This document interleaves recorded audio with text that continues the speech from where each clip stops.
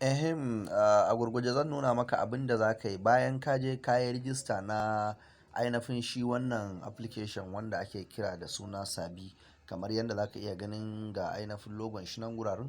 So abin da za ka yi bayan ka yi rijista, ka yi amfani da wannan referral code ɗin wanda na nuna maka. Idan za ka iya dubawa kamar wannan referral code ɗin da na nuna maka, na ce za ka iya amfani da shi.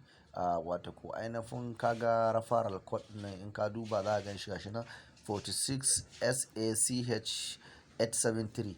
So in ka yi amfani da wannan referral code ka gama registration, abin da za ka yi shine in ka shiga cikin Sabi application ɗin, bayan ka gama registration na komi da komi, abin da za ka yi shine abin farko in ka gama za ka taɓa kaga guri inda aka rubuta new scale ɗin nan. So wata ko ainihin nan inda aka rubuta new scale ɗin za ka taɓa shi. Bayan ka taɓa shi za ka ga option nan biyu, full payment and part payment. Sai ka taɓa full payment. Bayan ka taɓa full payment sai ka yi zo nan guraren, sai inda aka rubuta wannan sai ka sa kamar 5000 haka. In ka sa kamar 5000 haka sai ka taɓa add scale. Bayan ka taɓa add scale to shi kenan ka riga ka gama abin da ya kamata ka yi.